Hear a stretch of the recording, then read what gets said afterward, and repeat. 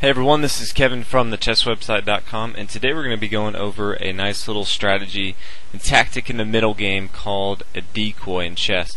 And what it usually entails is bringing an opponent to a poisoned square and forcing them by usually means of sacrifice by putting them in a square where they would not normally want to go. If you look at the situation and it's Black's move, possibly the last move that you would expect Black to make is bringing his queen to b5, because if he does that, we can bring our knight to c7, forking this queen. You're not going to see that move. But if you look at a different position, you may see an opportunity for White to force Black to do that. So let's take a look at it. Let's give both sides bishops. We're going to go ahead and give White a light square bishop and Black a light square bishop. And if it's White's move, if you can see here, we have a decoy. And again, what we're going to do is we're going to sacrifice a piece and force our opponent to accept that piece and put himself in a situation that he doesn't want to be in. So as we talked about before, our dream scenario would be for this queen to come to b5. But how would we do that? And we do that by bringing our light square bishop to b5, pinning the queen down to the king. Now if you look at it before, the Black queen a lot of times will come here knowing that he can just take this bishop and he's not protected.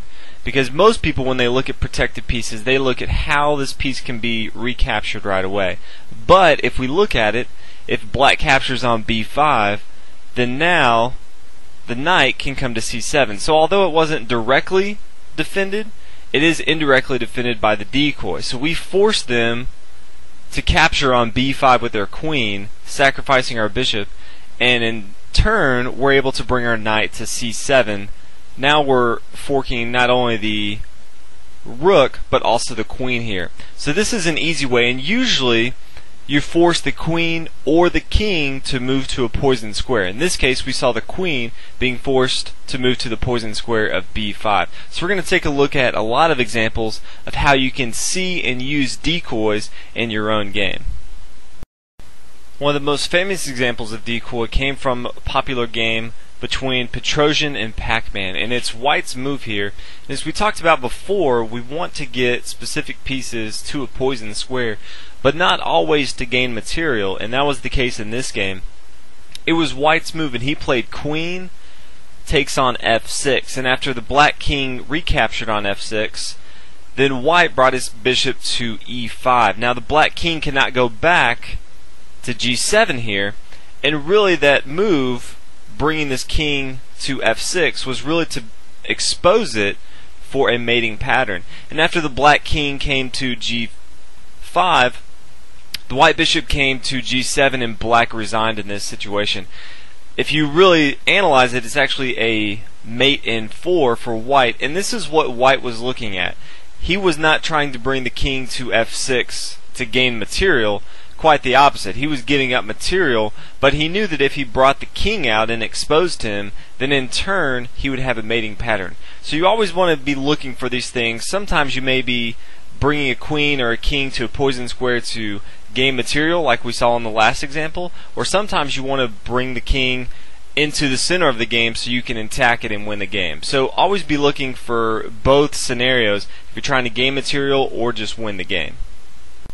Now that we've gone over what a decoy is in chess, it's White's move here, and think about what you think would be the best move for White.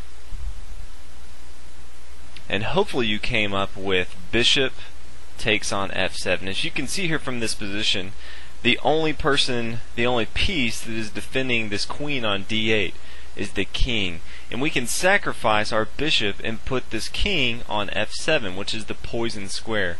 Black would least likely to bring his king to f7, but that's exactly what we're going to force him to do. After we take on f7 with our bishop, he cannot come to d7 because of our queen, and he's forced to take on f7. After so, the only defender from the queen on d8 is gone, and now we can take with our queen on d8. So always be looking for pieces that you want to attack or positions that you want to attack, and how you can bring pieces, most notably the queen and the king, and bring those pieces to poison squares so that you can in turn attack or mate the king. So let's go ahead and take a look at a few more examples. Let's take a look at another example, and this is actually from another famous game. So you may have seen this exact position before, but it's white's move, and think about what you think would be white's best move. Obviously it's a decoy, but think about what would be the best decoy in this situation for white. And hopefully you came up with queen to d8. The poison square on this position is d8, and so we're trying to draw the king to d8. In this instance, we're actually not going to gain any material. Instead, we're going to win the game, even better. So after the king takes on d8, then we can come and bring our bishop to g5. And this is a double check. We're attacking with our bishop and our rook, and anytime a king is double checked, he has to move his king. He can't move any other piece. So he's forced to move his king. He has two legal moves. One is e8, and we can bring our rook to d8, and it's checkmate. Or his other legal move is king to c7, where we can bring our bishop to d8, and this is checkmate as well. So from this position early on, as you can see, we're going to give up an entire queen just so that we can get the king to the poison square of d8. So sometimes you give up a whole lot of material just to bring a king or a queen. Most notably, if you're giving up an entire queen, you're trying to bring the king to a position, but you're really trying to bring different pieces to specific squares called poison squares so that you can gain material or have a better chance for a win. So let's go ahead and take a look at one more example for decoy so we can really drive home the point of what it is and how to look. Let's take a look at our last example of decoy, and it's white's move. So take a minute. It's a little trickier than the ones we've seen before, but it's white's move, and think about what would be white's best move in this position. And hopefully you came up with rook to d8, a very creative decoy move. As you can see here, the rook can't recapture on d8. Obviously he can, but then we would just take his queen on e2, and white's going to have a very easy game from here.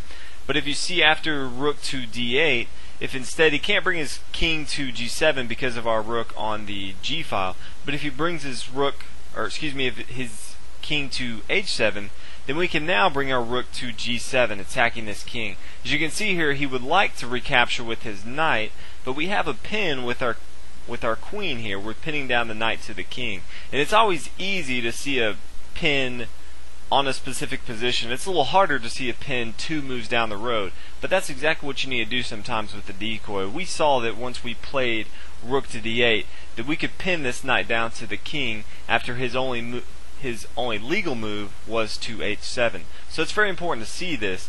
But now if the king takes on g7, again he can't come to this 8th rank because of our rook. If he doesn't take this rook, he's going to be pretty much in the same trouble he is if he takes it. He's going to be mated. But if he takes on g7, then our queen can come down to g2, and there's really nothing that the black can do to save himself from defeat. He can try to bring his knight into the action, and we can just take. He can try to bring his queen into the action, and we can take. He really has no other options. He can never come to this 8th rank because of our rook, and at the same time we can use our queen and our pawn here on the h file if we have to. We're going to have a very easy win from here. It's mate in 5, but depending on what black does, we can have mate a little easier. So as you can see here, at the beginning we brought our rook to d8, baiting them, asking them to take our rook so we can have a queen. But if he doesn't, instead we're going to use a few additional tactics such as a pin to win the game very easily. So this is how you can use decoys in your chess game. Always be looking for poison squares where you can draw queens, where you can draw different kings to, and use those opportunities to not only gain material, but put your opponent in a position where they don't want to be, and you can win the game easily. Even if that means giving up a rook, a queen, 2 bishops, whatever it takes to win the game, make sure you go ahead and do that. So I hope you guys enjoyed the video on decoy in chess. If you haven't already, please subscribe, and make sure you check out the website, chesswebsite.com, and I'll see you guys in the next video. Thanks.